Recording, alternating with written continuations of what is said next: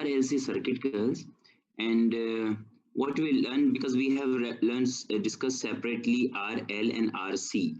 Okay, and just to review, in RC circuits, the current in capacitor leads the voltage. We know that one, or we can say the voltage lags, right? So voltage lags there in RC circuit, capacitive, capacitor actually.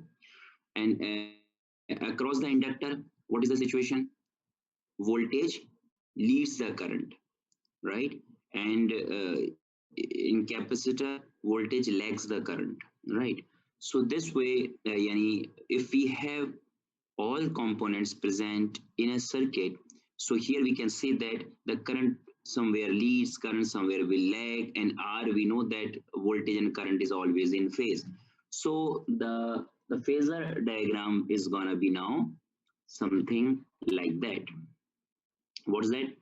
So if we go for the impedance, what we call this one, impedance phasor diagram. So here we know that R is in positive X direction, and we already know that about the XC. XC is in the direction of VC. Voltage is also there, we know that one. This is also the direction of VR, correct? This is also the direction of VL. So this is about the capacitor. So capacitor voltage lags.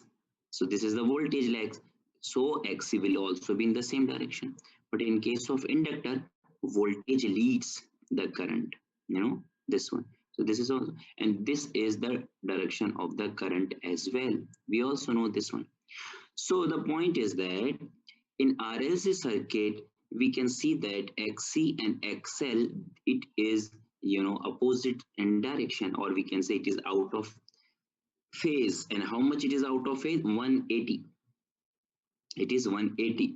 Now, depending upon their values, if the values are equal, so because they are in the opposite direction, as well as the value is also equal, so it will cancel each other, So the thing is, both are reactance. We also know that one is inductive, another one is capacitive reactance. So here we need to calculate the total reactance. The total reactance, we can say X, for example, and it is what basically the difference of XL and XC. We can say absolute value of XL and XC. Then we will be getting the X here. Okay, and R is given to us here. Okay, so let's see now the cases, what will happen. So in order to, when we find the total reactance, okay, which is X, and or we can also say X total, which is the absolute value or difference of XL minus XC.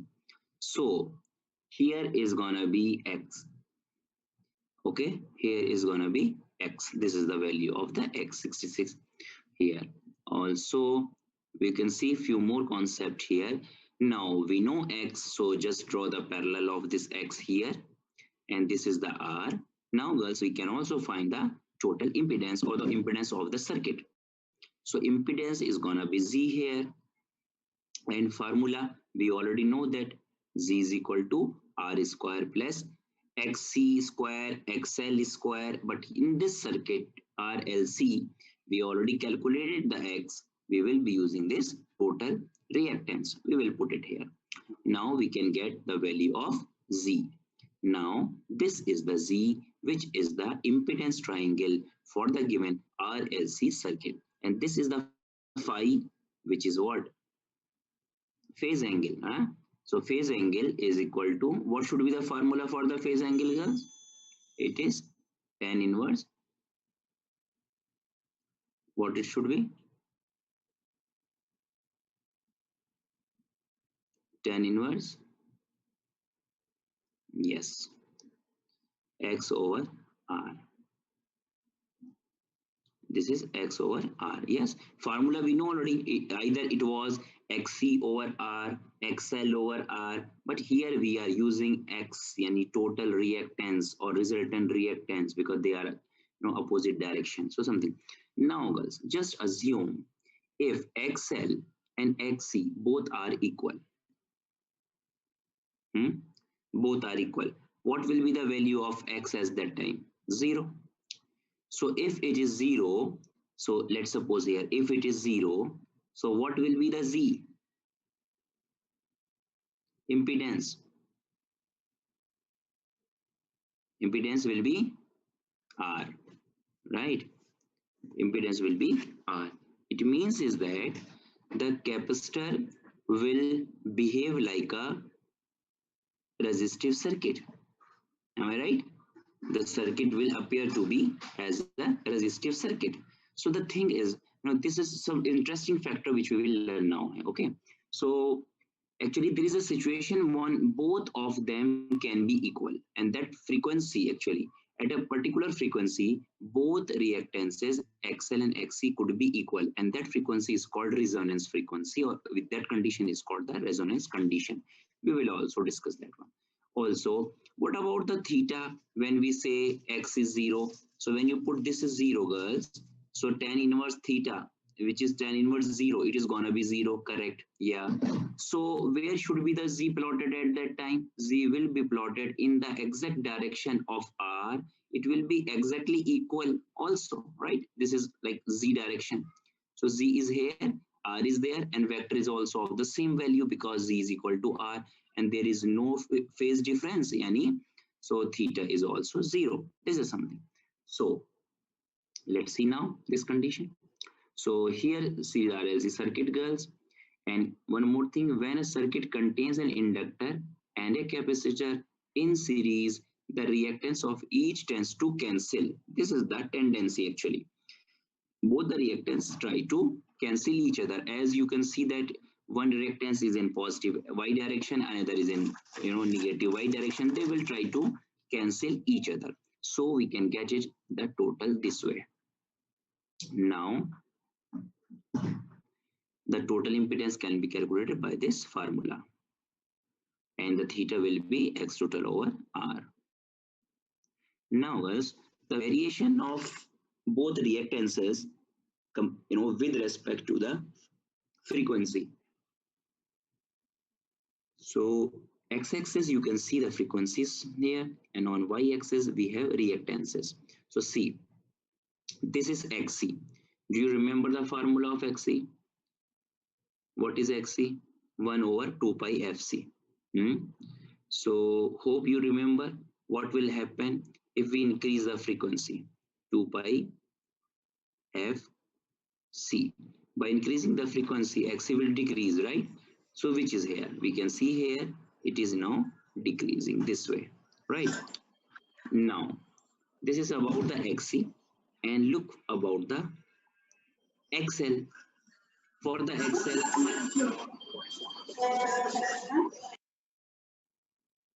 yeah, for the XL, it is 2 pi FL, or 2 pi FC, huh? 2 pi FL, sorry. So here we know that by increasing the frequency, the value of XL will increase. So that's why it is a linear relationship, right? So this is for XL, this is for XC, right? Can you find a point where both XC and XL are equal?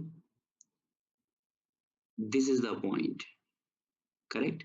This is the point where both are equal, and the frequency at which they are equal is called resonance frequency, and this condition when Xc and XL both are equal, it is called resonant condition. Okay, let's see now this one. At a frequency where Xc is equal to XL, the circuit is at the series resonant, and here is this one, they are equal. And see this one, another thing, read this one. Below the resonant frequency, the circuit is predominantly capacitive.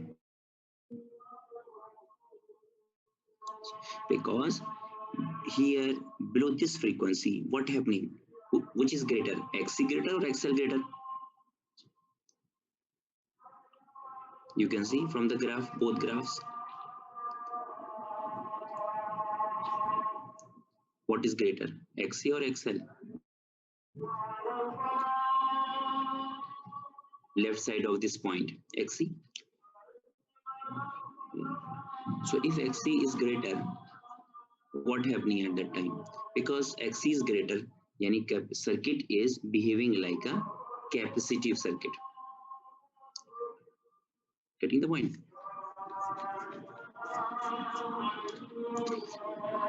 So because of XC is greater, it is behaving like a more capacitive circuit. Now the opposite case is here. If we go to the right of this center frequency, this is called resonant frequency. If we go here, so here you can see which is greater, XL greater or XC is greater. You see XC is reducing, but XL is increasing. Yani in this situation, what happening? Above the resonant, the frequency, the circuit is predominantly inductive. You can see, so green area is here. After this frequency, if we increase the frequency beyond that, the circuit will behave like a more inductive, because capacitive reactance is less, so capacitive effect is less compared to the inductive effect, so the circuit will behave like a more inductive circuit, and this frequency is called the resonant frequency when both are equal actually. So here is a question which you can solve. What is the total impedance and the phase angle of the series circuit? R is equal to this, XL is equal to this, X is equal to this. So guys, it's so simple. What you need to do first, calculate first X total, yani X, or we can say then calculate this Z total, R square plus something like that. After that, you can calculate the phase angle. Theta is equal to this one. Now girls, if I ask you, is this a capacitive circuit or inductive circuit, how this circuit will behave? So how can you tell that one? And what is the answer for that? Circuit is capacitive or inductive? Okay, XC is greater than XL. So inductive or capacitive? Capacitive, right? Because of XC is greater than, so circuit is behaving like a capacitive also. So in capacitance, do you know that current leads the voltage? Right? In capacitance, current leads the voltage. So what is our statement now? The circuit is capacitive. So I leads the V. And how much it will lead? This much. Clear? For example, if I interchange these values, XC by XL, what will happen? Circuit will be inductive, because of if we interchange more inductive. So if inductive, so I will say the circuit is inductive. So what I will be writing here now? Yes, correct. We can say then voltage leads current by this angle. Or I can also say one more thing. I lags, yeah, V by this one. Yeah. So this is the statement. It depends upon whether the circuit is behaving capacitive or inductive. See now, what is the magnitude of the impedance for the circuit? Magnitude of the impedance, yani Z. Okay, for the Z, what we need? We need XL, we need XC, then we need what? X. So get the absolute value, the difference. Then we can calculate it like this. This is the Z here, magnitude. Okay, and see the frequency is 100 kilohertz. Okay, and you can see here XL is greater, so circuit is inductive here. No, XC is greater, so circuit is capacitive. Yeah, circuit is capacitive, and frequency is 100. Okay, now impedance over this one, yani let's consider that depending on the frequency, the circuit can appear to be capacitive or inductive. The circuit in example 2 was capacitive because the frequency is towards the left of the resonant frequency, right? We know that many it is less than that one. So what we try to do now, let's increase the frequency and see what will happen at that time. So again, resonant condition, we can just recall to I already explained to you. So resonance is the series RC circuit in a series RC circuit occur when the capacitance and the active reactances are equal in magnitude. Yani if this is the situation, it is called the resonant condition. And in this condition, what we will have, Z is equal to R. Also, X and a difference will be 0. Phi will be 0. You know already this thing. Okay, so this is what they are showing here. Now, another example, girls, we increase the frequency to 4 hertz, kilohertz, not the, it is 4 kilohertz. It is shown here. Earlier it was 100. Yani we increase the frequency. Let's see now what happening. What is XL and XC value? So when you see here, XL is now greater than this one. It means circuit is going to behave like an inductive circuit, and the Z is 786 here. Okay, right? Yeah, it is inductive like. So because it's depending upon frequency, what I want to show here. So by changing the frequency, the behavior of the circuit is also changing. This is the point actually. So what is that? The circuit is now inductive because earlier frequency 100, now 400, it is inductive. Now, by changing the frequency of the circuit in the example 3 is now inductive because of the reason XL is greater than XC. We know that one, right? Because it is like that. Now, this is about the voltage phasor, which I already explained to you. This is the direction of VR, VL, and VC, right? You have idea already about it. Okay, so just move next. Voltage in series RLC circuits. This is something interesting. So as we have seen that again, the VL and VC both are in opposite direction, girls. Okay, and VR is in the direction of the current. We know that one. So the voltage across RLC component must add to the source voltage in accordance with the KVL. We know that KVL, Kirchhoff voltage law. If we have a series circuit, the total voltage will be the sum of the all individual voltage drops. So because of the opposite phase shift due to L and C, VL, VC will effectively subtract. We know that VC is going towards, negative Y, VL is going towards positive Y. So they will subtract, they will cancel each other actually. So see this interesting, what you call waveform. This is for VL voltage, and now this is VC, girls. VC is basically opposite. We know that one, but the value will depend upon how much it is. So now we know that in order to know the total voltage, basically effective voltage, so when they will add together, so what will happen, because VL is positive at the peak and VC is negative, they will cancel each other, right? So after cancelling, we will be getting some resultant voltage, which is something. Notice that VC is out of phase VL. When they are algebraically added, the result is gonna be something like that. Is it true? Because VL is greater, VC is less, right? So we will be having something here more positive, correct? And here this is negative is more compared to the positive, it is gonna be. So this green is basically what we call composite or overall voltage drop across both of them. Yani it is the sum of their voltages, which is green, it is like that. Now girls, let's suppose both voltages are equal. VL is equal to VC. Okay, let's see now. So if this is the case,